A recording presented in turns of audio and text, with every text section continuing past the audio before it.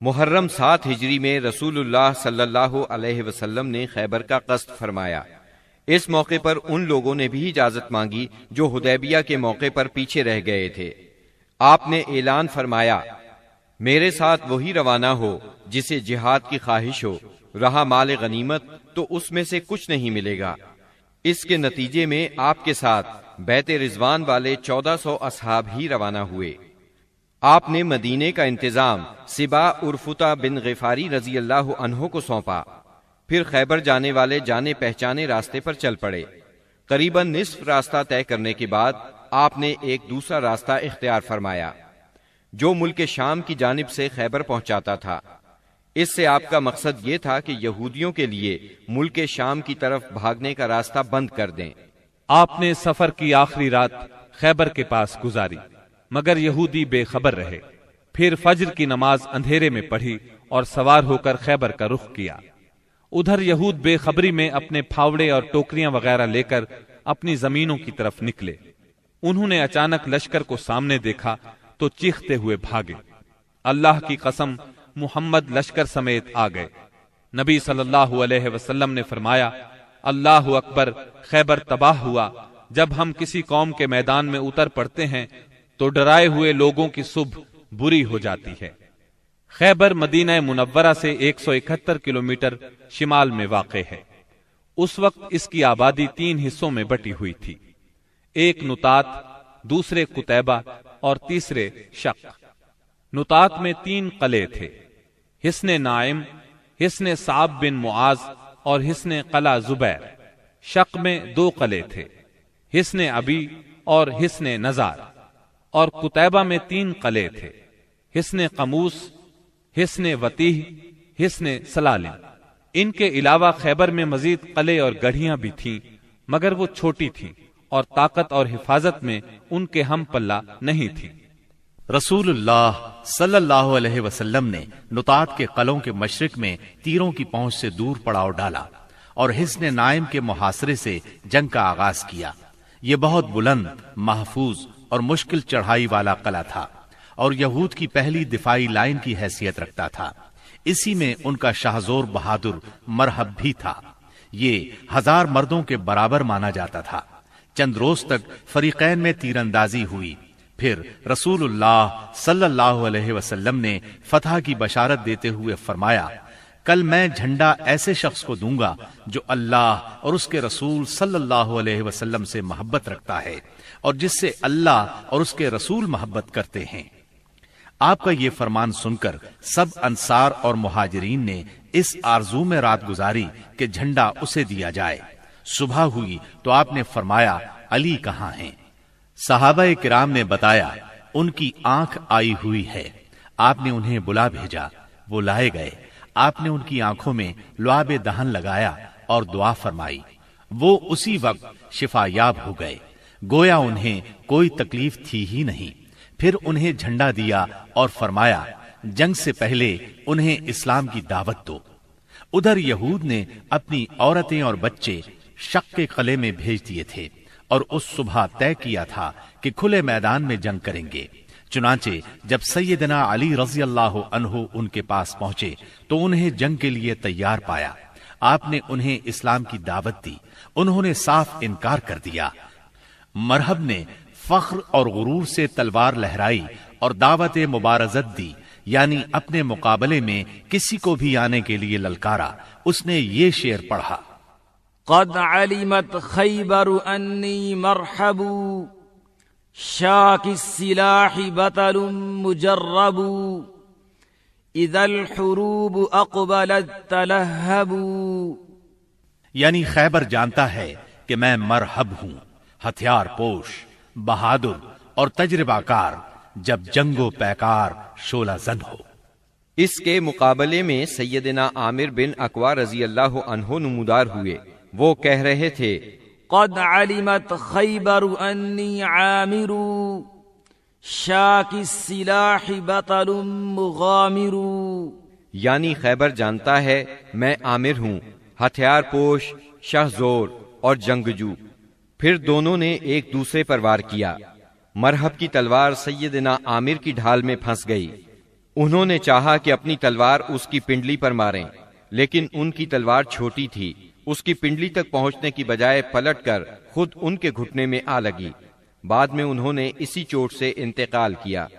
نبی صلی اللہ علیہ وسلم نے سیدنا عامر کے بارے میں فرمایا، ان کے لیے دگنا اجر ہے، وہ بڑے جانباز مجاہد تھے، کم ہی ان جیسا کوئی عرب روئے زمین پر چلا ہوگا۔ سیدنا عامر رضی اللہ عنہ کے زخمی ہو جانے پر سیدنا علی رضی اللہ عنہ مرحب کے مقابلے پر آئے۔ آپ یہ شعر پڑھ رہے تھے، انا الذی سمتنی امی حیدرا کلیس غابات کریہ المنظرا اوفیہمی بالصاع کیل السندرا، یعنی میں وہ شخص ہوں کہ میری ماں نے میرا نام حیدر یعنی شیر رکھا ہے، جنگل کے شیر کی طرح خوفناک، میں انہیں سا کے بدلے نیزے کی ناپ پوری کروں گا۔ اس کے بعد مرحب کے سر پر تلوار کا ایسا وار کیا کہ وہ وہیں ڈھیر ہو گیا۔ اس کے بعد مرحب کے بھائی یاسر نے نکل کر مقابلے کی دعوت دی۔ اس کے مقابلے میں سیدنا زبیر بن عوام نکلے اور اسے اس کے بھائی کے پاس پہنچا دیا۔ پھر گھمسان کی لڑائی چھڑ گئی، بہت سے یہودی مارے گئے، جس سے ان کے حوصلے پست ہو گئے اور وہ اپنے مورچے چھوڑ کر بھاگ نکلے۔ مسلمانوں نے ان کا پیچھا کیا اور بزور قلعے میں داخل ہو گئے۔ یہود اس قلعے سے بھاگ کر اس کے ساتھ والے قلعے حصن الصاب میں مورچہ بند ہو گئے۔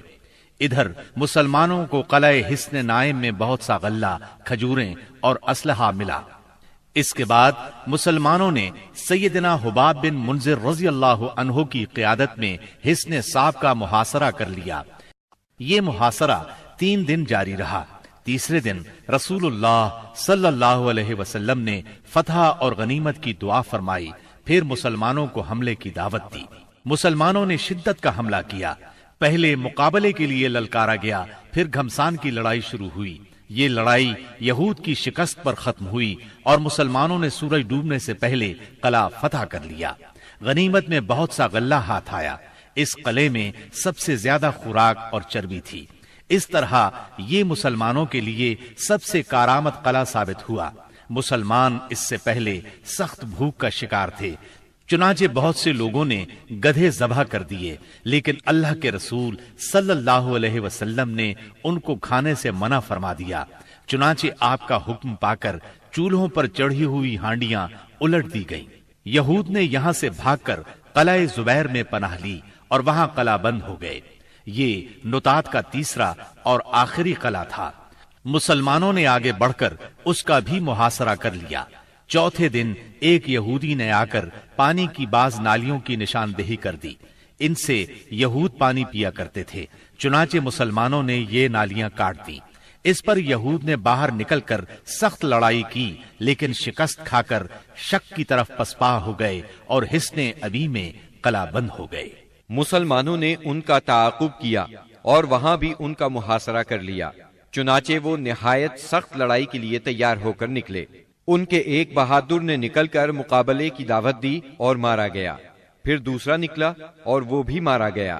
اسے سیدنا ابو دجانہ سماک بن خراشہ انصاری رضی اللہ عنہ نے قتل کیا، اور اسے قتل کرتے ہی وہ تیزی سے قلعے میں جا گھسے۔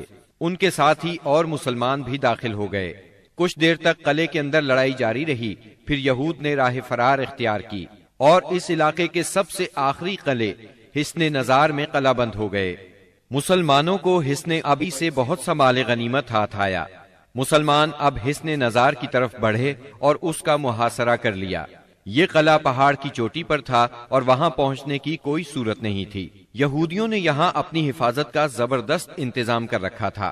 انہیں یقین تھا کہ اس قلعے میں مسلمان داخل نہیں ہو سکیں گے، اس لیے انہوں نے اس قلعے میں عورتوں اور بچوں سمیت قیام کیا۔ تیر اور پتھر برسا کر سخت جوابی کارروائی کی۔ جواب میں مسلمانوں نے بھی منجنیق نصب کر کے اس قلعے پر پتھروں کی بارش شروع کر دی۔ اس سے ان کے دلوں پر رعب چھا گیا اور وہ کوئی قابل ذکر سختی برداشت کیے بغیر قتیبہ کے علاقے کی طرف بھاگ نکلے۔ مسلمانوں کو اس قلعے سے تانبے اور مٹی کے برتن ملے۔ ان کے بارے میں رسول اللہ صلی اللہ علیہ وسلم نے فرمایا، ان کو دھو لو اور ان میں کھانا پکاؤ۔ اس کے بعد مسلمان قلعہ قموس کی طرف بڑھے۔ یہ قتیبہ کا پہلا قلعہ تھا۔ 14 یا 20 دن تک اس کا محاصرہ جاری رہا۔ اس کے بعد یہود نے پناہ طلب کر لی۔ یہ بھی کہا جاتا ہے کہ انہوں نے پناہ طلب نہیں کی تھی، مسلمانوں نے لڑ کر فتح کیا اور یہود باقی 2 قلعوں وتیح اور سلالم کی طرف بھاگے۔ لیکن جب مسلمانوں نے ان کے محاصرے کے لیے پیش قدمی کی تو یہود نے اس شرط پر امان طلب کر لی کہ وہ عورتوں اور بچوں سمیت خیبر کی سرزمین سے جلا وطن ہو جائیں گے۔ رسول اللہ صلی اللہ علیہ وسلم نے یہ شرط مان لی اور آپ نے یہ بھی اجازت دی کہ سونے، چاندی، گھوڑے اور ہتھیاروں کے علاوہ وہ اپنی سواریوں پر جو کچھ اور جتنا کچھ لاد سکتے ہیں لے جائیں، اور اگر کچھ چھپایا تو ذمہ ختم سمجھا جائے گا۔ اس کے بعد انہوں نے باقی 3 قلعے مسلمانوں کے حوالے کر دیے۔ مسلمانوں کو 100 زرہیں، 400 تلواریں، 1000 نیزے اور 500 عربی کمانیں ہاتھ آئیں۔ ان چیزوں کے علاوہ تورات کے کچھ صحیفے بھی ملے، لیکن یہ مانگنے والوں کو واپس دے دیے گئے۔ کنانہ ابن ابی الحقیق اور اس کے بھائی نے بدعہدی کی اور بہت سا سونا چاندی اور جواہرات چھپا دیے، لہٰذا ان سے ذمہ ختم ہو گیا اور بدعہدی کی سزا میں ان دونوں کو قتل کر دیا گیا۔ حیی بن اخطب کی صاحبزادی سیدہ صفیہ کنانہ کے نکاح میں تھیں، انہیں قیدیوں میں داخل کر لیا گیا۔ اس غزوے میں کل 93 یہودی مارے گئے، جبکہ مسلمان 15 کے قریب شہید ہوئے۔ سیدنا عمرو بن امیہ زمری رسول اللہ صلی اللہ علیہ وسلم کا خط لے کر نجاشی کے پاس گئے تھے۔ جب وہ حبشہ کے مہاجرین کو ساتھ لے کر واپس ہوئے تو ان میں سے ایک جماعت نے خیبر کا رخ کیا، جس میں سیدنا ابو موسیٰ اشعری اور جعفر بن ابی طالب رضی اللہ عنہما بھی تھے۔ یہ لوگ رسول اللہ صلی اللہ علیہ وسلم کے پاس پہنچے تو خیبر فتح ہو چکا تھا، لیکن ابھی مال غنیمت تقسیم نہیں ہوا تھا۔ نبی کریم صلی اللہ علیہ وسلم نے سیدنا جعفر رضی اللہ عنہ کو بوسہ دیا اور فرمایا، اللہ کی قسم میں نہیں جانتا کہ مجھے کس بات کی زیادہ خوشی ہے، خیبر کی فتح کی یا جعفر کی آمد کی۔ پھر جب مال تقسیم فرمایا تو انہیں بھی مال غنیمت میں سے حصہ دیا۔ سیدہ صفیہ بنت حیی بن اخطب کو جب قیدیوں میں شامل کیا گیا تو انہیں رسول اللہ صلی اللہ علیہ وسلم کی اجازت سے دحیہ بن خلیفہ کلبی رضی اللہ عنہ نے لے لیا، لیکن صحابہ کرام نے آ کر عرض کیا، اے اللہ کے رسول صلی اللہ علیہ وسلم، صفیہ صرف آپ کے شایان شان ہیں، وہ بنو قریظہ اور بنو نذیر کی سردار ہیں۔ اس پر رسول اللہ صلی اللہ علیہ وسلم نے انہیں بلایا اور اسلام کی دعوت دی۔ انہوں نے اسلام قبول کیا۔ اس پر آپ نے انہیں آزاد کر دیا، انہیں نکاح کی پیشکش کی۔ ان کے منظور کرنے پر آپ نے ان سے شادی کر لی اور ان کی آزادی ہی کو ان کا مہر قرار دیا اور انہیں عورتوں کے حوالے کر دیا۔ جب خیبر اور وادی القرا فتح ہو گئے، فدق اور تیما کے باشندوں نے اطاعت قبول کر لی تو آپ نے مدینہ واپسی کی راہ اختیار فرمائی۔ راستے میں سیدہ صفیہ رضی اللہ عنہا کی رخصتی عمل میں آئی۔ دوسری صبح آپ نے کھجور، گھی اور پنیر کا ولیمہ کھلایا اور 3 روز شب عروسی کے طور پر ان کے ساتھ قیام فرمایا، پھر روانہ ہوئے۔ سفر 7 ہجری کے آخر یا ربیع الاول 7 ہجری کے اوائل میں مدینہ منورہ تشریف لائے۔ خیبر سے مدینہ آ کر رسول اللہ صلی اللہ علیہ وسلم مطمئن ہو گئے تھے کہ اطلاع ملی بنو انمار، ثعلبہ اور محارب کے بدو جمع ہو رہے ہیں۔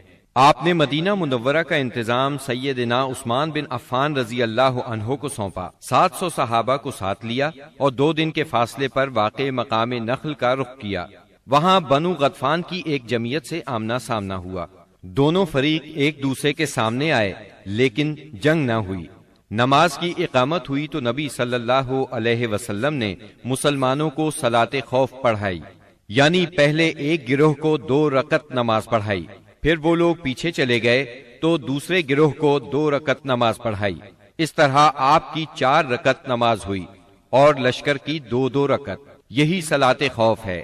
اس کی اور بھی کئی صورتیں ہیں، احادیث میں وضاحت موجود ہے۔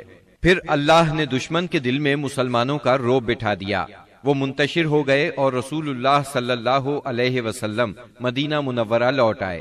اس غزوے کا نام اس لیے ذات الرقاع پڑا کہ اس سفر میں پیدل چلنے کی وجہ سے مسلمانوں کے پاؤں زخمی ہو گئے تھے۔ انہوں نے زخمی پیروں پر چیتھڑے لپیٹ لیے تھے۔ چیتھڑوں کو عربی میں رقاع کہتے ہیں۔ یہ بھی کہا جاتا ہے کہ اس کی زمین اور پہاڑ مختلف رنگ کے تھے، گویا کہ وہ رقاع یعنی پیون تھے اور کہا جاتا ہے کہ غزوے کی جگہ کا نام ہی یہی ہے۔ اس غزوے میں سب سے دلچسپ بات یہ پیش آئی کہ ایک دن نبی صلی اللہ علیہ وسلم نے ایک سایہ دار درخت کے نیچے پڑاؤ ڈالا اور اپنی تلوار اسی درخت سے لٹکا کر سو گئے، جبکہ باقی لوگ مختلف درختوں کے نیچے سو گئے۔ ایسے میں ایک مشرک اس طرف آ نکلا، اس نے رسول اللہ صلی اللہ علیہ وسلم پر تلوار سونت لی۔ آپ کی آنکھ کھل گئی تو اس نے کہا، آپ مجھ سے ڈرتے ہیں؟ جواب میں آپ نے فرمایا، نہیں۔ اس نے کہا، اب آپ کو مجھ سے کون بچائے گا؟ آپ نے فرمایا، اللہ۔ یہ سن کر اس کے ہاتھ سے تلوار گر گئی۔ آپ نے وہ تلوار اٹھا لی اور فرمایا، اب تمہیں مجھ سے کون بچائے گا؟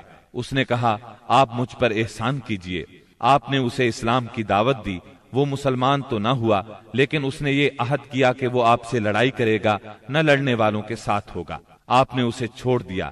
اس نے اپنی قوم میں واپس جا کر کہا، میں تمہارے پاس سب سے اچھے انسان کے پاس سے آ رہا ہوں۔